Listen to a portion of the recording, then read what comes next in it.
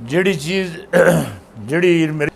ਜਿਹੜੀ चीज़ या ਜਿਹੜੀ मेरी ख्वाहिश है, मेरी भी ख्वाहिश है ना, मैं जिंदा आदमी हाँ, मेरी भी ख्वाहिश है कि पाकिस्तान में बहुत खूबसूरत हुक्मरान होवे, सब तो खूबसूरत होवे, दिल का भी खूबसूरत होवे और शक्लियत भी खूबसूरत चीज़ जाई तनी रब की खुदाई है और मुस्तफा की मुस्तफाई है।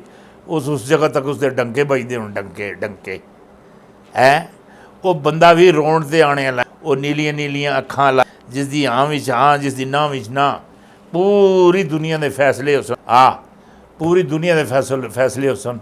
इस सिलसिले बड़ी माम पाक भी कह चुके हैं, बड़ी माम पाक सरकार भी कह चुके हैं। बाबा बरकत अली झुग्गी अली सरकार फैसलाबाद ले वो भी ये गल कह चुके हैं। हुण मैनू ये चीज़ नज़र आती है, वो चीज़ नज़र आती है, वो मामलात नज़र आते हैं। कि वो घड़ी बिल्कुल आस्ता इंज घुमण घेरी इधर वो छिक के उन्होंने नज़दीक लैके आ रहे हैं। मतलब वो जवान आ रहे और आसी किथे इस्लामाबाद है, इस्लामाबाद ये जड़े हैं ये मरियम नवाज बहुत जल्द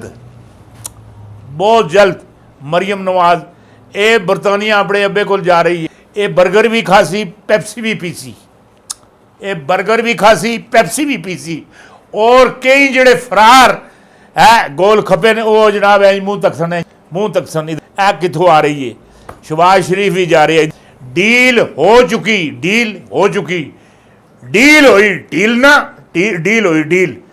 हो चुकी है, रास्ते हमवार हो चुके हैं।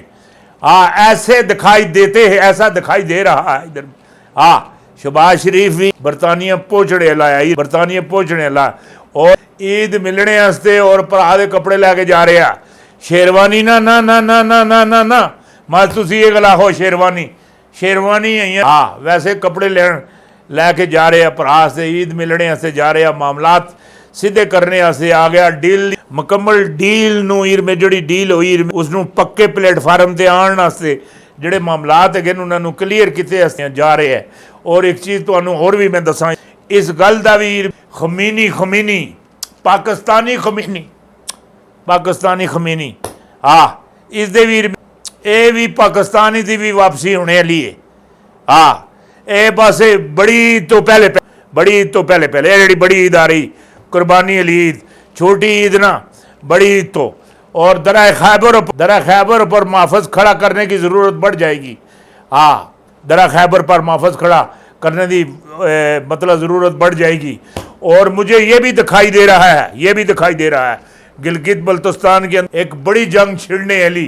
ओए मूदी मामूली प्यो प्याज पुत्र शाहनवाज विचों पुत्र जरा मूदी शाहनवाज पैदा होया चाह बेचने वाला। गिलगित बल्तिस्तान ही कोई बड़ी मस्ती अमेरिका भी करने लाए और ये मूदी नाल शामिल हुआ। बहुत बड़ा इन्हें ड्रामा रचाया रहा, बहुत बड़ा ड्रामा इन्हें रचाया रहा उत्ते गिलगित बल्तिस्तान में।